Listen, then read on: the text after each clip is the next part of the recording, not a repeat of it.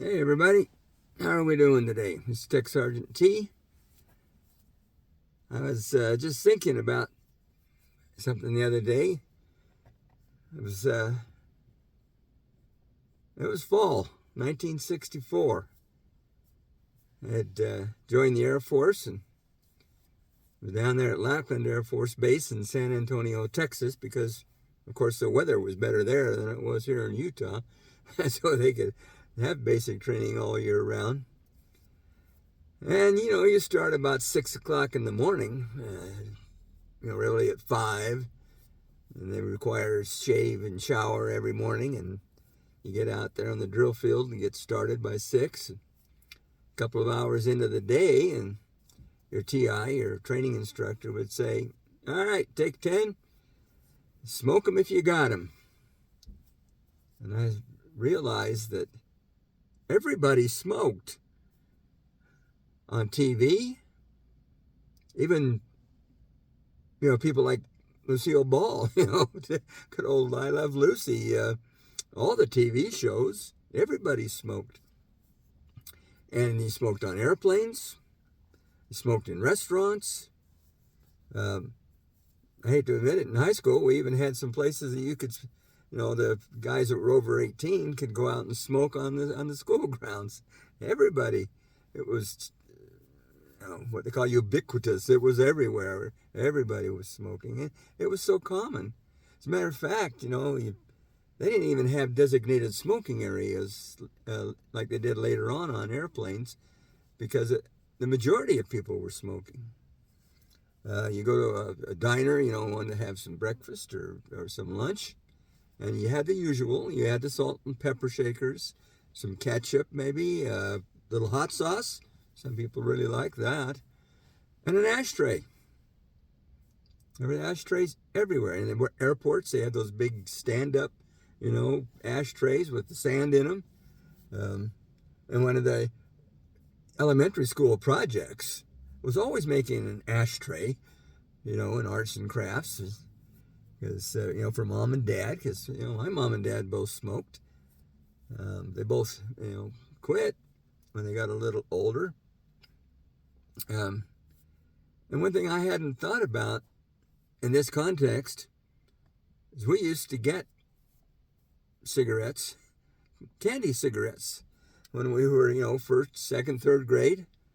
They were colored like, Marlboros or Winstons or whatever, and they were little white cigarettes, and they had a little painted on the end. They were red to simulate, the little ash that was on the end of the cigarette. And lately I've been wondering if that wasn't it's a conspiracy on the part of R.J. Reynolds and other tobacco companies like that to, indoctrinate little kids into smoking. I don't know if that's true or not, but it's certainly something to think about. But it was really predominant. But then, they started doing a lot more research, and they used to I had a doctor tell my wife that if she wanted to lose weight, she should start smoking because it kills your appetite. That's how much things have changed about, even the medical attitude towards smoking. And then, of course, we started getting the warnings on the packages, about it's bad for your health. And I can't remember if it was someplace I was overseas, but the warning was like, you will die if you use this product. It was very strong, stronger than our Surgeon General warning, that's for sure. But there, even in the C rations we had in the military, in the K rations, they all had little packages of cigarettes. And not, those wimpy kind with the filters and stuff. As my dad, he started smoking when he was 14 years old. Being a farm boy from Minnesota, you started driving and smoking both when you were early teens. And my brother, next younger brother, he smoked too. And unfortunately, they both died of cancers that related to the organs and the lungs.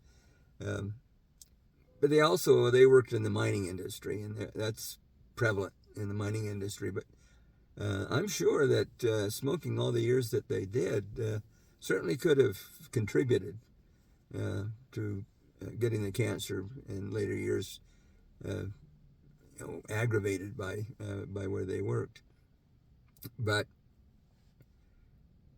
now it seems to me, now it's just might be my biased observation, but it seems like a lot less people are smoking. But what's I think now, I guess, the big deal is vaping. Vaping has been pushed as being healthier than smoking. But, a habit's a habit, because part of smoking wasn't just the addictive nature of the nicotine or the cigarettes, but the ritual associated with smoking, something to do with your hands and take your mind off of stuff. And, you had your peer group, you all went out together on a smoke break and hung out and things like that. I remember my dad always had a cigarette hanging out of his mouth while he was working. We did landscaping and carpentry, and that cigarette was always there until he quit. So it became not just the addictive nature of the product, but also of, I think, the conduct or the culture associated with it. But I guess the vaping, I found out, is just about as bad. It's still nicotine, but now they've flavored it up, so it makes it more appealing. And of course, they're having a terrible time with younger and younger people doing it. Even places where it's been outlawed, I guess, are bootlegging it so that they can and still get access to it. And that's too much. We all have those things that we deal with as far as habits go, but hopefully they're good habits, like always helping somebody out rather than puffing on a cigarette and destroying your lungs and liver and everything else. And heart disease, a lot of it springs from that. So that's the advice for today. Take better care of yourself, as I've said on other occasions. Well, have a good day. Enjoy it. And I'll talk to you later.